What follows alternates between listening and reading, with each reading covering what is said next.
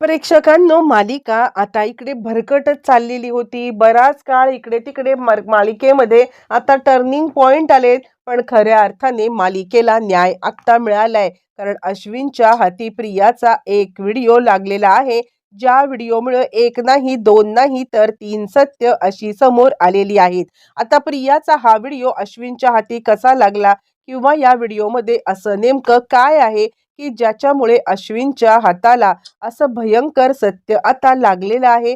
नक्की काय घडलंय? अनेक गोष्टींच्या घडामोडी कशा घडत गेलेल्या आहेत, सगळं या सविस्तर व्हिडिओमध्ये आजच्या भागात तर आपण पाहिलेलं आहे की इकडे सचिनची चोरी उघडकीला आलेली आहे. सचिनची चोरी उघडकीला आल्यावरती चिडलेला अर्जुन त्याच्यावरती खूप रागावलेला आहे आणि त्याला बेदम मार देतोय. आणि आता मी तुला याच्या आधी सुद्धा वॉर्निंग दिली होती. ही वॉर्निंग देऊन सुद्धा तू आता त्या मुलीला भेटायला गेलाच होतास ना, असं म्हटल्यावरती आता इकडे प्रताप म्हणायला लागतो, म्हणजे अर्जुन, तुला सगळं माहिती होतं का हे सगळं काय चाललंय ते? अर्जुन म्हणतो, डॅडा, मी त्याच दिवशी ह्याला आता पाहिलं होतं, पण अस्मिताताईला वाईट वाटेल म्हणून मी काही बोललो नव्हतो. बोल, कोण आहे ती मुलगी? कोण आहे ती मुलगी? यावरती आता मात्र आपला बचाव करून घेण्यासाठी इकडे लगेचच बोलायला लागतोस. खरं तर मी तुमच्याच कामासाठी गेलो होतो. अस्मिता म्हणते, आमच्या कामासाठी? आम्हाला काय आता तू मूर्ख समजत आहेस का? कसलं आमचं काम? काय आमचं काम? यावरती तो म्हणतो, ऐक अर्जुन, मी तुला जे काही सांगतोय ते आता तो आपली स्टोरी रचून आता सांगायला प्रेक्षकांनो लागलेला आहे. आणि त्यावेळेला लगेचच तो सांगतोय की खरं तर मी आता अस्मिता ते पाहिलं होतं बघ, हे तुझ्यावरती इन्व्हेस्टिगेशनची केस, आणि त्यावेळेला मला तिथे ती साक्षी शिकरे ती दिसली होती. मी दुसरं तिसरं कुणाकडे जात नाही, मी त्या साक्षी शिकरेकडेच गेलो होतो. प्रताप म्हणतो, डोकं फिरलंय का तुझं? अजून खोट्यावरती खोटं आता बोलत आम्हाला अडकवायचा प्रयत्न करू नको. तुझ्या या गोष्टींवरती कुणीही विश्वास ठेवणार नाहीये. असं म्हटल्यावरती तो म्हणतो, ऐका, मी काय एकदा सांगतोय ते फक्त नीट ऐकलं तर तुम्हाला समजेल. खरं बोलतोय मी. मी खरंच तिला भेटायला गेलो होतो. अर्जुन, माझं एकदा ऐकून घे. अरे, ज्या वेळेला मला आता तू पकडलंस त्याच वेळेला मी ठरवलं होतं की अजिबात तिला भेटायचं नाहीये आणि तिच्याशी काही बोलायचं पण नाहीये. पण त्या दिवशी तू आलास बघ रूममध्ये, तेव्हा सुद्धा मी आता त्या केसच्या संदर्भात बोलत होतो. आणि त्या केसच्या संदर्भात बोलत असताना मला आता समजलं की ही तीच मुलगी आहे जी मला भुलवायचा प्रयत्न करत होती. मला काय वाटतं माहितीये का? तिने आता मुद्दामच मला टार्गेट केलं असेल, कारण आता तुमच्या सोबत मी असतो ना म्हणून. अर्जुन म्हणतो, मूर्ख माणसा, त्याने तुला टार्गेट केलं, तिने तुला टार्गेट केलं, तरी सुद्धा तू तिचं टार्गेट का व्हावंस? मूर्ख आहेस का तू अश्विन? असं म्हणत प्रेक्षकांनो आता इकडे अर्जुन खूपच चिडलेला आहे आणि त्याच्यावरती थाड थाड मारत आहे. सायली म्हणते, 1 मिनिट, त्यांचं काय म्हणणं आहे ते तरी ऐकून घेऊया. यावरती अर्जुन म्हणतो, त्याचं काय म्हणणं असणार आहे? त्याचं म्हणणं मला मुळातच ऐकायचंच नाहीये. एक गोष्ट लक्षात ठेव, तू तिच्या इथे का गेला होतास हे पहिले सांग. तो सांगतो, माझी चुकी झाली. यावरती सायली म्हणते, पण तुमच्याकडे काय पुरावा आहे की ती तुमच्या सोबत होती? त्यावरती तो म्हणतो, माझ्याकडे एक फोटो आहे, तिचा माझा. असं म्हटल्यावरती तो आता त्या दोघांचा एक फोटो दाखवतो, जे बघून अर्जुन आता अधिकच चिडतो, फाटकन थोबाड फोडतो आणि खरंच ही साक्षी आहे हे सगळ्यांच्या लक्षात येतं. पण त्याच वेळेला सचिनला बेदम मारत असतानाच इकडे आता अर्जुन बोलतो, मग ही तुला भेटली तरी कशी? यावरती तो सांगतो, सोशल मीडियावरती हिने मुद्दामच मला आता पिन केलं होतं आणि मी खरं सांगतोय, ही मुद्दाम माझ्याकडे स्वतःहून आली होती. सायली म्हणते, 1 मिनिट सचिन भाऊजी तर आता चुकलेलेच आहेत, पण आपल्याला ह्याच्यामुळे एक गोष्ट तर कळलेली आहे की साक्षी जिवंत आहे, म्हणजे ह्याला काही माफी होऊ शकत नाहीये. सचिन भाऊजी जे काही वागलेत त्याला माफी होऊ शकत नाहीये. पण मला एक गोष्ट काय वाटते माहितीये का? साक्षीला पकडण्यासाठी आपल्याला हेच उपाय आहे. पण सचिन भाऊजी, तुम्ही दुसऱ्या वेळेला खरंच तिला पकडण्यासाठीच गेला होतात की आता हे करायला? अस्मिता म्हणते, किस करत होती त्याच्या गालावरती. आता अर्जुन पुन्हा चिडतो, पुन्हा फटाफट त्याला फटके देतोय. तो सांगतोय, मी खरंच सांगतोय, त्या साक्षी शिकरेला तुम्ही पकडा आणि जेलमध्ये टाका, म्हणजे कायमचा माझ्या मागचा वनवास सुद्धा संपून जाईल. कारण ती मला सुद्धा ब्लॅकमेल करती आहे. मला ब्लॅकमेल करून आता ती माझ्याजवळ पैसे सुद्धा मागत होती आणि म्हणूनच तिने तू माझंच टार्गेट केलं होतं. आणि त्यानंतर मग आता लगेचच ते सांगायला लागतात की म्हणजे मला असं वाटतंय, की तुम्ही तिला आतच टाका. सायली म्हणते, "1 मिनिट, आपण एक काम करूया. आपण ना काही झालं तरी सुद्धा यांना शिक्षा नंतर देऊ. आधी आता आपण लगेच सगळ्यात पहिले साक्षीला पकडूया." यावरती तो म्हणतो, की "मी अजून एक महत्त्वाचं सत्य तुम्हाला सांगतो. साक्षीला भेटायला प्रिया गेली होती. आपल्याच घरातली तन्वी गेली होती." असं म्हटल्यावरती प्रिया म्हणते, इकडे सायली सांगते, "काय?" यावरती तो म्हणतो, "हो, अश्विनला सांगा त्या दोघींचं काहीतरी साटलोटं आहे. त्या दोघी जणी काहीतरी करत होत्या. म्हणजे ज्यावेळेला मी आता तन्वीला त्या घरातून बाहेर येताना पाहिलं, त्यावेळेला मग आता मी लगेचच त्या घरातून तिला पाहिल्यावरती लगेचच ती आता म्हणजे तिकडून निघून गेली. मी ज्यावेळेला साक्षीला विचारलं, की "ही कोण आहे?" म्हणजे त्या समीराला विचारलं, की "ही कोण आहे?" तर तिने उडवाउडवीचे उत्तर दिली, "माझी जुनी मैत्रीण" वगैरे. आता मात्र खूप मोठा प्लॅन रचला जातो. इकडे अस्मिता तर खूपच चिडलेली आहे. तिला शांत करण्याचं काम तर चाललेलं आहे. पण आता इकडे प्रियाची काही खैर नाहीये प्रेक्षकांना. आता हा प्रकार कळल्यावरती मग आता सगळं कुटुंब एकत्र आलंय. सगळ्यात महत्त्वाचं अश्विनला कामाला लावलंय. रविराजांना तर आता इतकी लाज वाटते आणि ते सांगतात, की "खरंच मला कळतच नाहीये, की हे सगळं काय चाललेलं आहे ते. म्हणजे आता ही साक्षी जिवंत आणि हे आता माहिती आहे ते म्हणजे तन्वीला आणि मलाच कळत नाहीये." त्यावरती अर्जुन म्हणतो, "चिंता करू नको. आज संध्याकाळपर्यंत सगळं दृश्य क्लिअर होईल. कारण आता स्वतः गेलेला आहे अश्विन. तर तिला आता रंगेहात पकडायला." अश्विनला सचिनने सांगितल्यावरती पटलेलं आहे. पण इकडे आपल्यासोबत जे काही घडलंय म्हणजे सचिनचं वागणं ते सुद्धा निर्लज्जस्पदच आहे. त्याला आता सध्या तरी वापर आपण तिचा साक्षीला पकडण्यासाठी करू. मग त्यानंतर त्याची काय शिक्षा असेल ना ती त्याला द्यायची आहे. तोपर्यंत इकडे आता नागराज आलेला आहे आणि नागराज आल्यावरती या लोकांनी विषय बंद केलाय. नागराज आता विचारतो, "दादा काय झालं?" यावरती आता नागराजला सुद्धा ट्रॅपमध्ये अडकवण्याचा प्लॅन चाललाय. रविराज सांगतात, "काही नाही, महिपत शिकरेच्या अड्ड्याचा पत्ता लागलाय." झालं. आता महिपत शिकरेचा पत्ता लागल्यावरती सुमन म्हणते, "काय? महिपत शिकरेचा पत्ता लागलाय? बरं झालं. त्या नालायकाला पकडा आणि त्याला आता टाकून द्या एकदाच जेलमध्ये."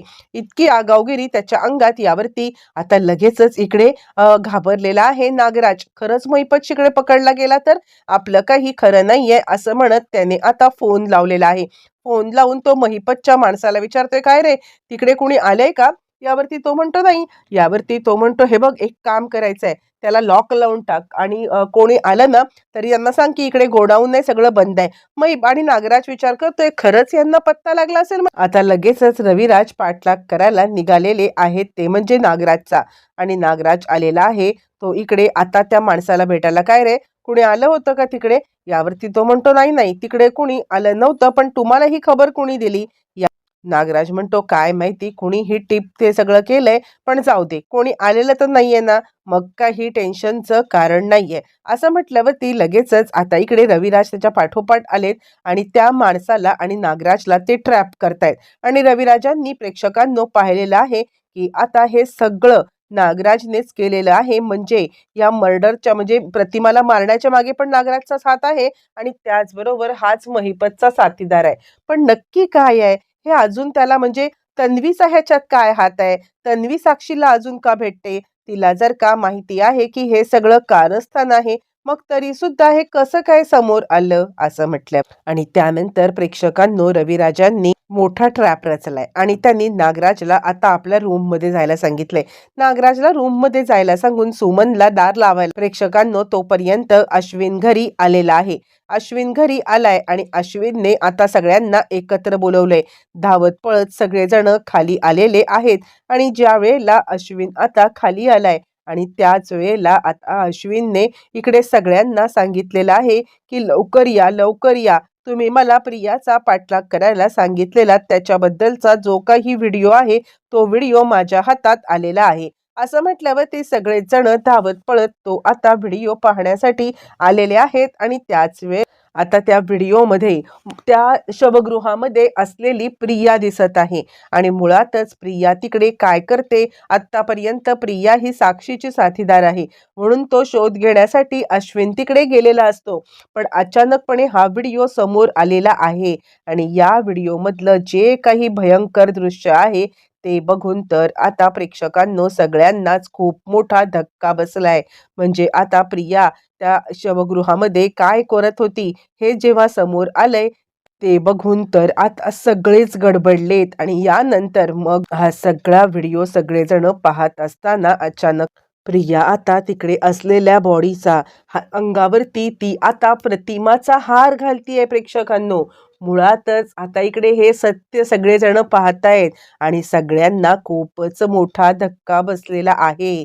कारण आपण विसरलो असू तर मी तुम्हाला आठवण करू देऊ इच्छिते प्रेक्षकांनो, की ज्या वेळेला रविराजांनी ते बॉडीला पाहिलं होतं, आधी तर त्यांनी आता ती बॉडी आपल्या प्रतिमाची नाही हे आता कन्फर्म सांगितलेलं.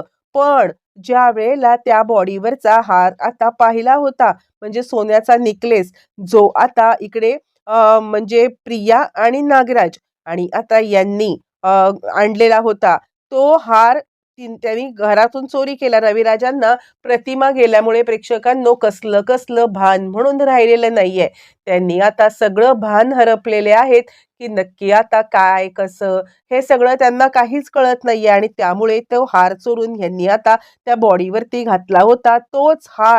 तोच हार प्रेक्षकांनो प्रियाला घालताना बघून मग मात्र आता रविराजांना धक्का बसलाय. म्हणजे सगळ्यांना धक्का बसलाय. म्हणजे या प्रकरणामध्ये प्रियाच मोठी कल्प्रेट आहे, हे तर सत्य समोर आलेलं आहे.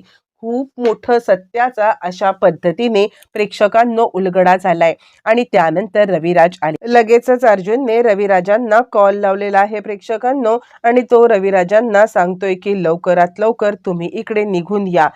खूप महत्वाची माहिती आता सिनियर मला भेटलेली आहे.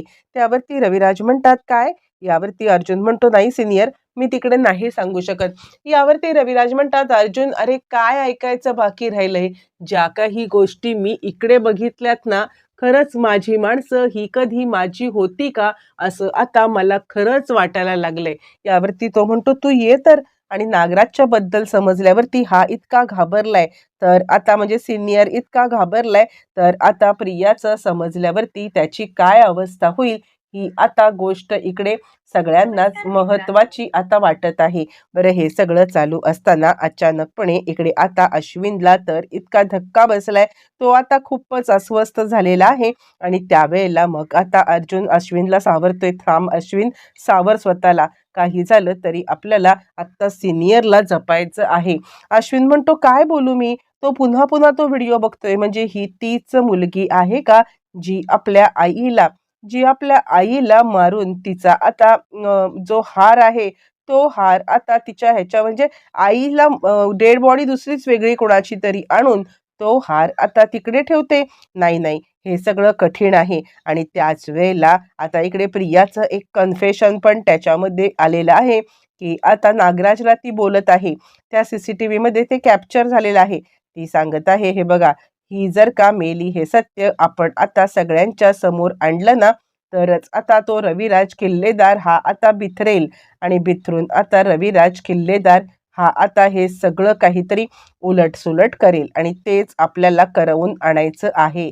असं म्हणत प्रेक्षकांनो तिने आता हे जे काही प्लॅनिंग केलेलं आहे ते सगळ्यांच्या समोर आलंय. अश्विन तर आता आपण काय बघतोय आणि काय नाही असं त्याला झालेलं आहे आणि तो तर या सगळ्यामध्ये इतका बिथरलाय, की ज्या तन्वीवरती इतकं प्रेम केलं, ती तन्वीने आपल्यासोबत इतका मोठा धोका केलेला आहे.